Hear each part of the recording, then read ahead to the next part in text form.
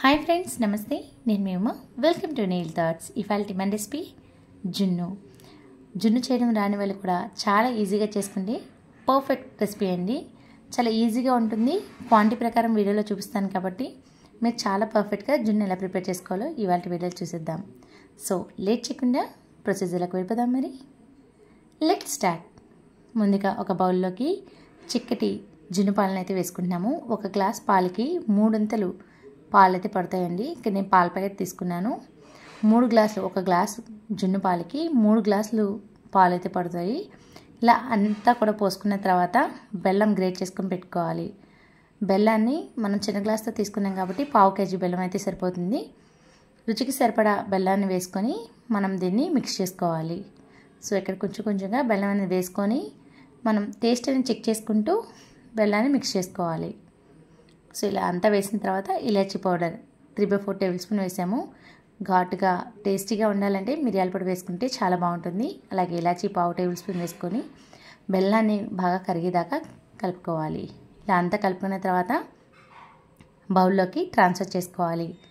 మీరు ఒకసారి పర్ఫెక్ట్గా వచ్చిందా లేదా అనే దానికోసం ముందుగా ఒక చిన్న బౌల్లో పెట్టుకొని ఉడికించుకొని చెక్ చేసుకున్న తర్వాత మరి కొంచెం పాలు పడతాయో లేవనేది దాన్ని బట్టి తెలిసిపోతుందండి. నాకు కన్సిస్టెన్సీ అనేది కరెక్ట్గా వచ్చింది.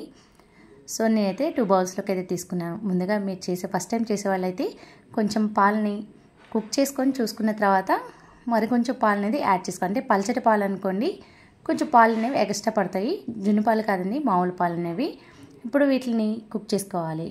సో దానికోసం స్టవ్ ఆన్ చేసుకొని బౌల్లో వాటర్ని తీసుకున్నాము. ఎక్కువగా వాటర్ అయితే తీసుకోండి, కొంచెం తక్కువగా తీసుకోండి. అంటే బౌల్కి కిందకు వచ్చేలాగే తీసుకోవాలి వాటర్ అనేవి. ఇప్పుడు దీంట్లో మనం ముందుగా పోసుకున్న జున్నుపాలు పోసుకున్న గిన్నెని పెట్టుకొని మూత పెట్టుకొని మీడియం ఫ్లేమ్లో మినిమం 10 నిమిషాల పాటు మధ్యలో చెక్ చేసుకుంటూ ఉడికించుకోవాలి. సో స్టవ్ అనేది మీడియం ఫ్లేమ్లోనే ఉండాలండి. మరీ హై ఫ్లేమ్ కాదు, మరీ మీడియం ఫ్లేమ్ కాదు అన్నట్టు పెట్టుకోవాలి. సిమ్లో మాత్రం పెట్టుకోకండి. ఇప్పుడు మనకి చాలా పర్ఫెక్ట్గా జున్ను అయితే రెడీ అయిపోయింది. సో టూత్పిక్తో కానీ నైఫ్తో కానీ ఇలా స్పూన్తో కానీ పెట్టి చూసుకుంటే ఎక్కడ మనకి అంటుకోకపోతే పర్ఫెక్ట్గా వచ్చినట్టు. అలాగే జున్ను టచ్ చేస్తే మనకు తెలిసిపోతుందండి. సో ఇప్పుడు స్టవ్ ఆఫ్ చేసుకొని కంప్లీట్గా కూల్ చేసుకోవాలి. అలాగే పర్ఫెక్ట్గా వచ్చింది కాబట్టి నేను ఇంకో బౌల్ కూడా పెట్టుకొని కుక్ చేసుకుంటున్నాను. సేమ్ ప్రాసెస్లో మనం బౌల్ పెట్టుకొని కుక్ చేసుకోవాలి. జున్ను తీసిన వెంటనే కలపకూడదండి. వేడంతా చల్లారిపోయిన తర్వాత తింటేనే దాని టేస్ట్ అనేది బాగుంటుంది. అలాగే వెంటనే వేడి మీద మీరు కలపెట్టింటే పాలులాగా విడిపోతుంది. సో దాన్ని ఒక 2 గంటల పాటు సైడ్ పెట్టుకోవాలి. రిఫ్రిజిరేటర్లో కానీ లేకపోతే బకెట్లో వాటర్ వేసుకుని దాంట్లో కానీ మనం పెట్టుకుంటే ఇలా పర్ఫెక్ట్గా అయితే వస్తుంది. ఎంత చల్లారితే జున్ను టేస్ట్ అనేది అంత బాగుంటుందండి. మనకు పర్ఫెక్ట్గా వచ్చిందా లేదా అనే దానికి ఇప్పుడు అన్మౌల్ చేసి అయితే మీకు చూపిస్తాను. ఈ రెసిపీ మీకు నచ్చినట్టయితే లైక్ చేసి మీ ఫ్రెండ్స్కి కూడా షేర్ చేయండి. మరిన్ని వీడియోస్ కోసం మన ఛానల్ని సబ్స్క్రైబ్ చేసుకొని పక్కనే ఉన్న బెల్ ఐకాన్ని యాక్టివేట్ చేసుకోండి. చూసారు కదా జున్ను ఎంత పర్ఫెక్ట్గా వచ్చిందో. చాలా టేస్టీగా ఉంటుంది. మీరు ట్రై చేసి కామెంట్ సెక్షన్లో కామెంట్ చేయండి. Stay fit, stay healthy.